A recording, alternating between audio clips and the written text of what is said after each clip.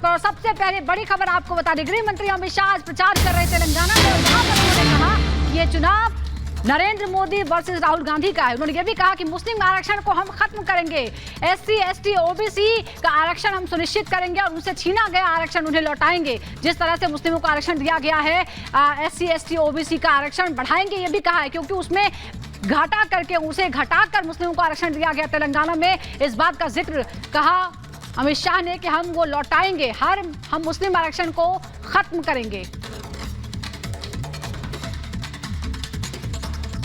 कि Congress party, BRS party, Owaisi की party, भाइयों बहनों मुझे बताओ, कांग्रेस और BRS ओवैसी को रोक सकते, मजलिस को रोक सकते हैं क्या?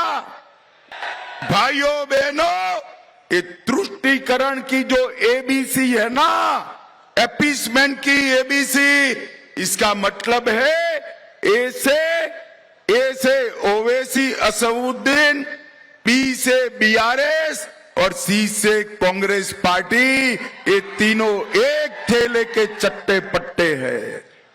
कांग्रेस, मजलिस और BRS ये तीनों अपीसमेंट का ट्रायंगल है।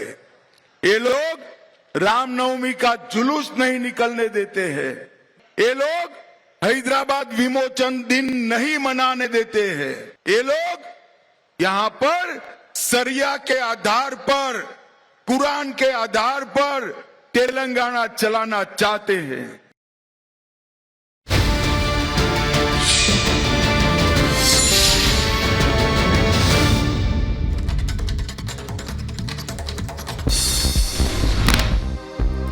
प्रधानमंत्री आर्थिक सलाहकार परिषद की रिपोर्ट पर केंद्रीय मंत्री गिरिराज सिंह का बयान, कहा हिंदुओं की घटती जनसंख्या चिंता का विषय, कांग्रेस ने रोहिंग्या घुसपैठियों को दिया आश्रय।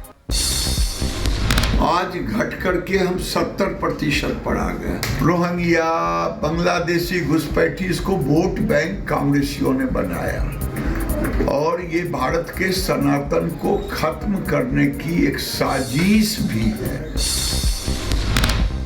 जनसंख्या रिपोर्ट को लेकर बीजेपी पर भड़के तेजस्वी, कहा नफरत फैलाने की हो रही है कोशिश, मुद्दों से ध्यान भटका रही है बीजेपी, जातीय जनगणना से क्यों डर रही है बीजेपी। प्रधानमंत्री आर्थिक सलाहकार परिषद की रिपोर्ट पर डिप्टी सीएम केशव प्रसाद मौर्य का बयान, जनसंख्या असंतुलन गंभीर चिंता का विषय, इसको रोकने के लिए देश में UCC जरूरी। मुस्लिम आरक्षण पर तेलंगाना के सीएम का बयान, कहा तेलंगाना में जो आरक्षण दिया है उसे क्यों हटाएंगे, बीजेपी लोगों को भटकाने का काम कर रही है। और बढ़ते आगे, आपको बता दें तेलंगाना के भोंगीर में अमित शाह की हुंकार, कांग्रेस पर बोला जमकर हमला, कहा कांग्रेस ने 4% मुस्लिम आरक्षण देकर SC ST OBC के आरक्षण पर डाका डालने का किया काम। कांग्रेस पार्टी ने 4% मुस्लिम आरक्षण देकर ST SC और OBC के आरक्षण पर डाका डालने का काम किया है। चुनावी जनसभा में बोले गृह मंत्री अमित शाह, कहा ये वोट जिहाद के खिलाफ, वोट फॉर विकास का है चुनाव, ये चुनाव राहुल की चाइनीज गारंटी के खिलाफ है।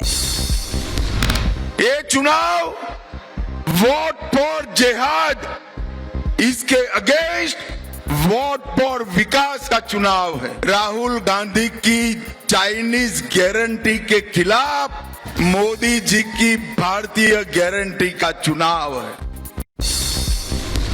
मंडी से नामांकन करने के बाद कांग्रेस के नेता विक्रमादित्य सिंह का कंगना पर वार, ये लड़ाई किसी व्यक्तिगत के साथ नहीं बल्कि मंडी के अस्तित्व की लड़ाई है।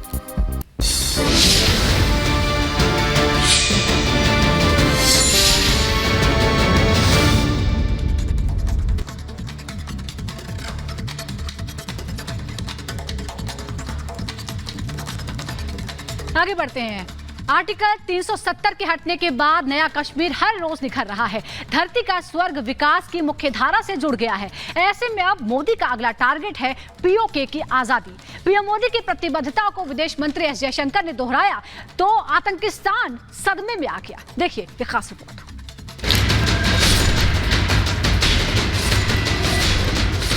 POK भारत का था, POK भारत का है, POK भारत का रहेगा। POK, which is a part of India, returns to India. ये सिर्फ दो तस्वीरें नहीं बल्कि पीओके को लेकर भारत की प्रतिबद्धता है। ये विश्व में भारत के बढ़ते कद का सबूत है। ये नक्शे बता रहे हैं कि कश्मीर हमारा था, हमारा है और हमारा ही रहेगा। पहली तस्वीर भारत के संसद में लगी है जिसमें अखंड भारत को उकेरा गया है। वहीं दूसरी तस्वीर G20 समिट के दौरान पाकिस्तान के करीबी देश UAE की तरफ से जारी किया गया था, जिसमें साफ साफ ये दिखाया गया था कि पीओके भारत का अभिन्न हिस्सा है। पीओके की आजादी को लेकर भारत हमेशा से गंभीर रहा है। पीओके में इस्लामाबाद के जुल्म को देखते हुए मुस्लिम देश भी पाकिस्तान का साथ छोड़ने लगे हैं। अब इन दो तस्वीरों को देखिए। पहली तस्वीर कश्मीर की है, जहां अमन, विकास और विश्वास की नई सुबह है। आतंक और पत्थरबाजी की मार झेल चुका कश्मीर पिछले 10 सालों में पूरी तरह बदल चुका है।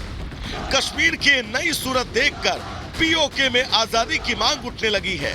कंगालिस्तान के जुल्म से तंग आकर यहां का हर बाशिंदा नए भारत की ओर उम्मीद लगाए बैठा है।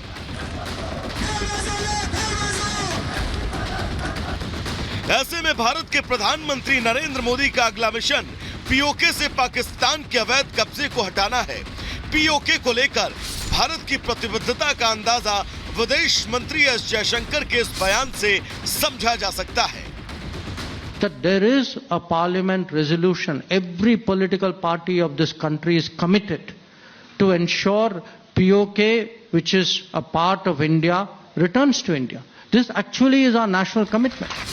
विदेश मंत्री ने 370 का जिक्र करते हुए उस वक्त की याद दिलाई जब लोग ये मानते थे 370 हटा तो कश्मीर में अशांति होगी, लेकिन ऐसा सोचने वालों के मंसूबे धरे के धरे रह गए। कश्मीर ने विकास का नया सवेरा देखा। यहाँ के युवा मुख्य धारा से जुड़े। ऐसे में पीओके के लोगों को विदेश मंत्री के इस बयान से काफी उम्मीदें हैं। People just assume 370 cannot be changed, and that, this is something we just have to accept, because the politics of the day had driven it very deeply into public consciousness. Now we see, once we change it, then the entire ground situation changes. When we have put 370 to rest, now people understand, yes, the POK is also important. विदेश मंत्री S Jaishankar ही नहीं, रक्षा मंत्री राजनाथ सिंह भी PoK को लेकर गंभीर हैं। रक्षा मंत्री ने दो टूक शब्दों में पाकिस्तान को चेतावनी दी थी कि भारत पाक अधिकृत कश्मीर पर अपना दावा कभी नहीं छोड़ेगा। खुद हम मानते हैं पीओके भारत का था, पीओके भारत का है, पीओके भारत का रहेगा। पीओके के लोग खुद ही डिमांड करेंगे।